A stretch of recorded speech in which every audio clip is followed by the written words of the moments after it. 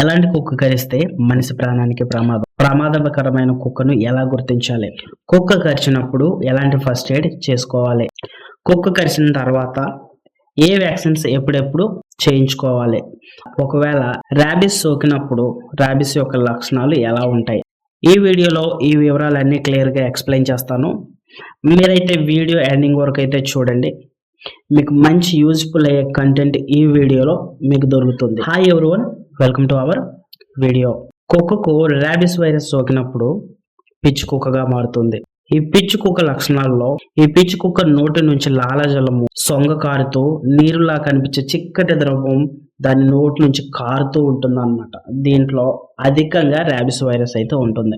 ఈ యొక్క కుక్క కంటి నుండి నీరు కారుతూ ఉంటుంది. ఇది పిచ్చి పిచ్చిగా రోడ్లంతా తిరుగుతూ కనిపించిన ప్రతి దారిని కరుస్తూ ఉంటుంది. మనిషిని అవని, పిల్లిని, కుక్కని, జంతువులు దేన్నైనా సరే కరుస్తూ అరుస్తూ రోడ్లంతా పిచ్చి పిచ్చిగా తిరుగుతూ ఉంటుంది. దీని మొహం చాలా భయంకరంగాను కోపంగాను ఉంటుంది.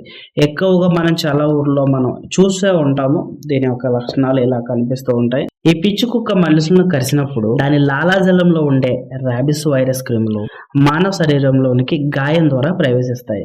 ఈ గాయం లోతును బట్టి మరియు మెదడు నుంచి దూరమును బట్టి 1 లేదా 3 నెలల లోపు ర్యాబిస్ వ్యాధి అనేది మనుషులకు వస్తుంది. ఈ వ్యాధి సోకిన తర్వాత ఈ వ్యాధి లక్షణాలు కనిపించిన 3 నుంచి 4 రోజులకే మనిషి అయితే మరణిస్తాడు.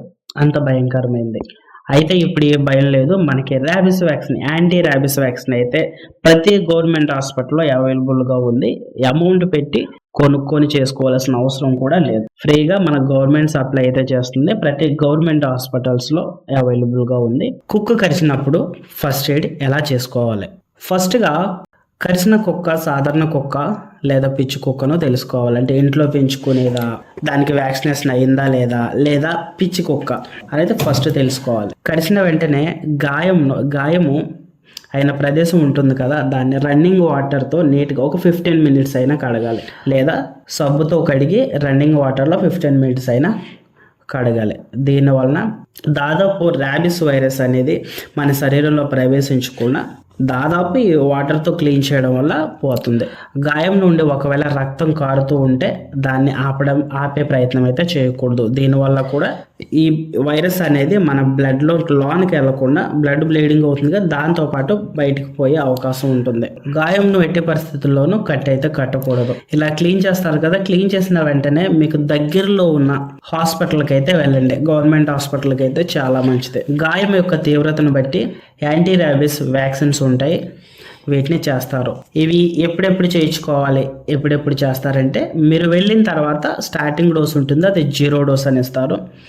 దాని తర్వాత 3rd డే ఒక ఇంజెక్షను, 7th డే ఒక ఇంజెక్షను, 14th డే ఒక ఇంజెక్షను, 28th డే ఒక ఇంజెక్షన్ అయితే చేయించుకోవాలి. మీకు ప్రిస్క్రిప్షన్లో అయితే అది మ్యాక్సిన్ చేస్తారు. మీరు ఆ డేట్ ప్రకారం వెళ్ళి చేయించుకోవాలి. డోస్ అయితే అసలు మిస్ చేయకూడదు. ఇంకా తీవ్రత ఎక్కువగా ఉంటాయి.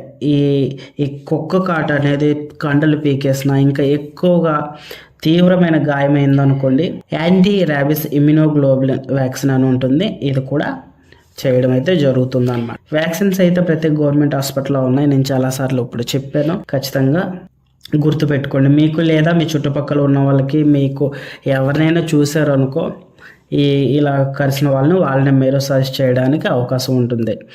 ఒకవేళ ఈ ర్యాబిస్ వ్యాధి ఎవరికైనా వస్తే, అంటే ఇలా ఇంజక్షన్లు చేయించుకోకపోవడం వల్ల లేదా ఈ ర్యాబిస్ వైరస్ ఈ ర్యాబిస్ వ్యాధి అనేది వచ్చిందనుకో, ఈ కొన్ని లక్షణాలు అయితే తక్కువ మందిలో మనం చూస్తూ ఉంటాము.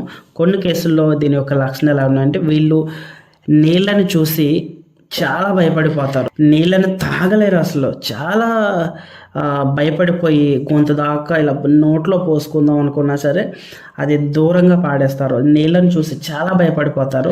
ఇంకా నీడను చూసి కూడా భయపడతారు అనమాట. వాళ్ళ యొక్క నీడను చూసి కూడా భయపడతారు. నీడ ఎక్కడ కనిపించినా వాళ్ళు భయపడుతూనే ఉంటారు. ఇంకా కొన్ని కేసుల్లో కుక్కలు అరవడం కూడా చూడొచ్చు మనం. ఓకేనా? ఓకే, ఈ వీడియోలో అయితే ఈ డాగ్ బైట్ కోసం అయితే తెలుసుకున్నాం కదా. ఇంకా ఇలాంటి ఇన్ఫర్మేటివ్ వీడియోస్ మీకు కావాలంటే ఖచ్చితంగా మీరైతే ఈ వీడియోని లైక్ చేయండి, సబ్స్క్రైబ్ చేసుకోండి, కామెంట్ చేయండి, షేర్ చేయండి. ఇలాంటి వీడియోస్ మీకు ఇంకా కావాలంటే మీరు కామెంట్ బాక్స్లో టాపిక్ అయితే టైప్ చేయండి. దాని మీద అయితే నేను ఒక మంచి వీడియో చేసి మీకు యూజ్ఫుల్ అయ్యేలా మంచి కంటెంట్ అయితే